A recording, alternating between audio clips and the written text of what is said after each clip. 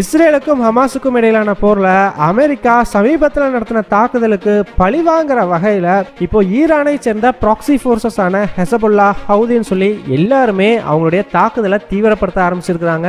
America நடத்தின தாக்குதலை மட்டும்தான் நம்ம எல்லாருமே பார்த்துருப்போம். அதற்கு பிறகு பல சம்பவங்கள் இங்க சைலண்டா நடந்துகிட்டு இருக்குது. ஸோ இதன் மூலமா அங்க ஒரு பேலன்ஸை கிரியேட் பண்றதுக்கான முயற்சிகள் நடந்துகிட்டு இருக்குது. அதெல்லாம் என்னென்ன அப்படிங்கறது இந்த வீடியோல ரொம்பவே டீட்டெயிலா பார்க்க போறோம். வீடியோவை லைக் அண்ட் சப்ஸ்கிரைப் பண்ணிக்கோங்க. வாங்க வீடியோக்குள்ள போயிடலாம். அறிவோம் தெளிவோம் உறவுகளுக்கு அன்பான வணக்கங்கள்.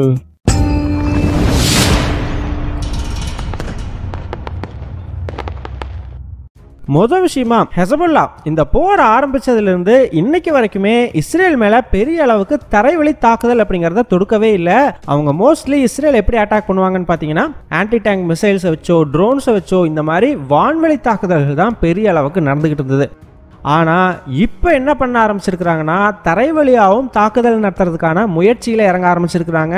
நேற்று ஹெசபுல்லாவை சேர்ந்த கிட்டத்தட்ட ஒரு 7-8 ஃபைட்டர்ஸ் லெபனான் பார்டர் வழியா இஸ்ரேலுக்குள்ள நுழைய முற்பட்டதா தகவல்கள் வெளியாகி இருக்குது. ஆனால் இஸ்ரேல் நாங்கள் அதை தடுத்து நிறுத்திட்டோம் அப்படிங்கிற மாதிரி சொல்லியிருக்கிறாங்க.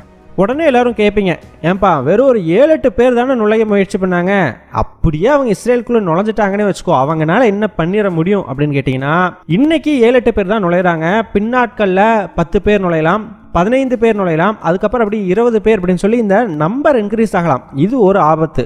ரெண்டாவது என்ன அப்படின்னு பார்த்தீங்கன்னா, இந்த மாதிரி ஒரு நாட்டுக்குள்ள நுழைந்து தாக்குதல் நடத்துறவங்க நேரடி தாக்குதல் எல்லாம் ஈடுபட மாட்டாங்க. ஒன்று கொரில்லா வார்ஃபேர் மாதிரி பண்ணுவாங்க, இல்லைன்னா தான் ட்ரை பண்ணுவாங்க. ஸோ இந்த மாதிரி பண்ணும்போது அது பெரிய இழப்புகளை ஆப்போசிட்ல இருக்கக்கூடிய நாடுகளுக்கு ஏற்படுத்தலாம். அது மட்டும் இல்லை, இந்த கொரில்லா வார்ஃபேர் பண்ணுறவங்கள பிடிக்கிறதுங்கிறது ரொம்ப கஷ்டம் இஸ்ரேல் மாதிரியான நாடுகளில். காரணம் என்னன்னா, அங்கே ரொம்ப நெருக்கமாக பல கட்டடங்கள் இருக்கும். அதுக்குள்ளே போய்கிட்டு அவங்க ஒரு கட்டடம் மாறி மாறி அட்டாக் பண்ணிக்கிட்டே போனாங்க அப்படின்னா அவங்க எங்கே இருக்கிறாங்கன்னு பாயிண்ட் அவுட் பண்ணி பிடிக்கிறதுக்குள்ளேயே டைம் ஆயிரும். அதுலேயும் இந்த கொரில்லா வார் பார்த்தீங்கன்னா இந்த கன்வென்ஷனல் வார் மாதிரி கிடையாது. கன்வென்ஷனல் வாரை பொறுத்த வரைக்கும் எந்த அளவுக்கு உங்கள்கிட்ட ஆட்கள் அதிகமாக இருக்கிறாங்களோ அந்த அளவுக்கு நீங்கள் ஜெயிக்கிறதுக்கான வாய்ப்புகளும் அதிகம் அப்படிங்கிற மாதிரி சொல்லுவோம். ஆனால் இந்த கொரில்லா வாரை பொறுத்த வரைக்கும் எந்த அளவுக்கு ஆட்கள் கம்மியாக இருக்கிறாங்களோ அந்த அளவுக்கு அது டேஞ்சரஸ் ஆகிக்கிட்டே போகும். ஏன்னா இப்போ ஒரு 50 பேர் ஒரு இடத்துல இருக்கிறாங்கன்னா அந்த 50 பேர் எங்கே இருக்கிறாங்கன்றதை கண்டுபிடிக்கிறது ஈஸி. அதுவே அந்த இடத்துல ஒரு வெறும் 2 பேர் தான் இருக்கிறாங்க அப்படின்னா அதை யோசிச்சு பாருங்க, அது எவ்வளவு கஷ்டம். அந்த 2 பேர் அந்த பர்டிகுலர் ஏரியாவில் எங்கே இருக்கிறாங்கன்னு பாயிண்ட் அவுட் பண்றதுக்கே ரொம்ப டைம் ஆகும் இல்லையா? சோ அந்த மாதிரி தான் இந்த கொரில்லா வார்ஃபேர் அப்படிங்கிறது இருக்கும். அதனால தான் இந்த ஒரு போர் நடக்கும் பொழுது ஒரு சைடுக்கு பெரிய அளவுக்கு அந்த நம்பர்ஸ் இல்ல, வீரர்கள் இல்லை அப்படின்னா உடனே அவங்க இந்த கொரில்லா வார்ஃபேருக்கு மாறிடுவாங்க. காரணம் என்னன்னா, கொரில்லா வார்ஃபேரோட ஸ்ட்ரென்த்தே எந்த அளவுக்கு கம்மியான ஆட்கள் இருக்கிறாங்களோ அதை பொறுத்து தான். ஸோ இவங்களை பார்டருக்குள்ள நுழையிறதுக்கு முன்னாடியே தடுத்து நிறுத்திட்டா பெரிய இழப்புகளை தடுத்து நிறுத்திடலாம். காரணம் என்னன்னா, இந்த மாதிரி வேற ஒரு நாட்டுக்குள்ள போயிட்டு கொரில்லா வார் பண்றாங்க அப்படிங்கும் பொழுது அவங்களுக்கு ரொம்ப கிளியரா தெரியும் திரும்ப உயிரோட அவங்களால லெபனானுக்குள்ள போக முடியாது அப்படின்னு சொல்லி. ஸோ அதனால அவங்களால எந்த அளவுக்கு இஸ்ரேல் சைடு டேமேஜை கிரியேட் பண்ண முடியுமோ அந்த அளவுக்கு கிரியேட் பண்ண தான் பார்ப்பாங்க. அது மட்டும் இல்லை, சில சமயங்களில் எல்லா தாக்குதலும் பலனளிக்கல அப்படின்னா கூட சில தாக்குதல் ரொம்ப பெரிய தாக்குதலாக மாறுறதுக்கும் வாய்ப்புகள் நிறையவே உண்டு. இதற்கு ஒரு சிறந்த உதாரணம் எதுன்னு பார்த்தீங்கன்னா, இந்தியாவுக்கும் பாகிஸ்தானுக்கும் நடுவில் நடக்கிற பிரச்சனை தான். ஸோ நம்ம பக்கத்து நாட்டு பார்த்தீங்கன்னா ஆவுனா இந்த வேலையை தான் பார்ப்பா. அப்படி அவங்க நாட்டிலேருந்து யாரோ ஒரு 2-3 பேர்த்த இந்தியாவுக்குள்ள அனுப்பிச்சு விட்டு இந்திய ராணுவத்துக்கு எதிராக ஒரு கொரில்லா வார் அப்படிங்கிறது நடத்தப்படும். ஸோ இது எல்லா சமயத்திலையும் அவங்களுக்கு பலன் தந்துராது. ஆனால் சில சமயங்களில் உதாரணத்துக்கு ஒரு புல்வாமா அட்டாக் மாதிரியோ இல்லை சமீபத்தில் இந்திய ராணுவத்தோட ஒரு ஜீப்பு மேலே தாக்குதல் நடத்தப்பட்டு 5 வீரர்கள் பலியானார்கள் இல்லையா?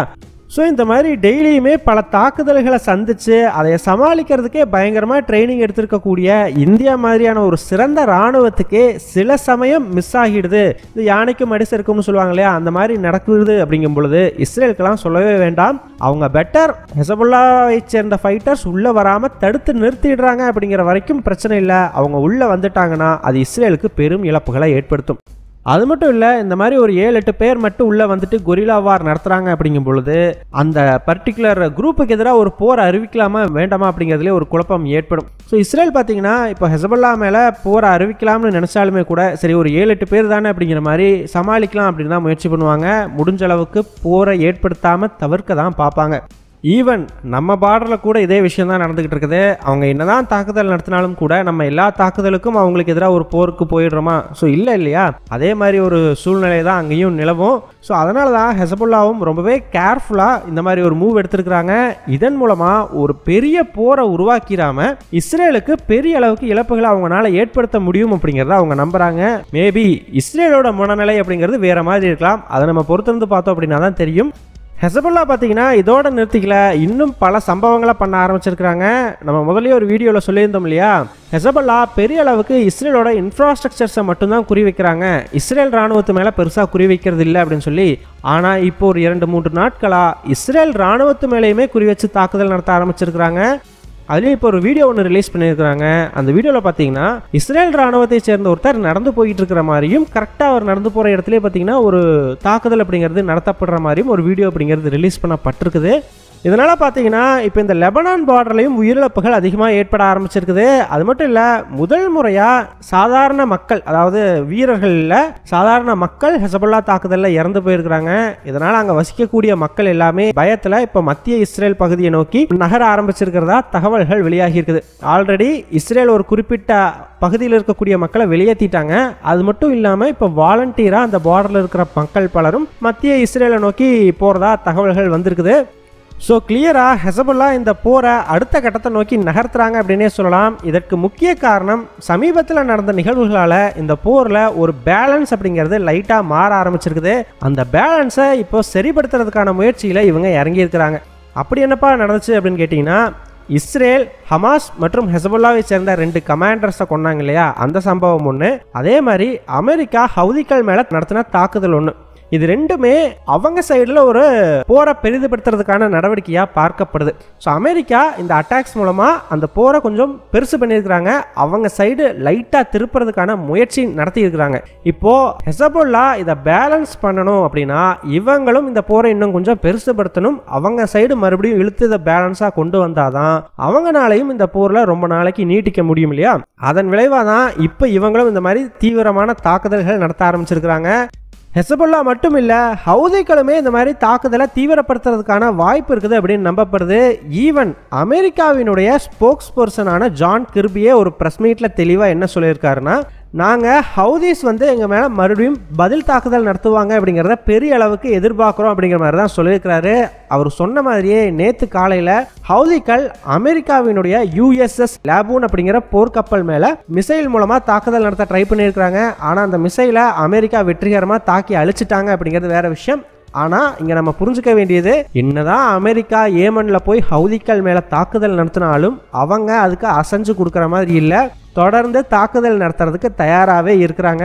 அது மட்டும் இல்லை, சமீபத்தில் வெளியான ஒரு ரிப்போர்ட்டில் என்ன சொல்லியிருக்கிறாங்கன்னு பார்த்தீங்கன்னா, அமெரிக்கா நடத்தின தாக்குதல் ஹவுதிகளுக்கு பெரிய அளவுக்கு பாதிப்பை ஏற்படுத்தலை அப்படிங்கிறத சொல்லியிருக்கிறாங்க. கண்டிப்பாக அவர்களுடைய தாக்குதல் தொடரும் அப்படின்னு.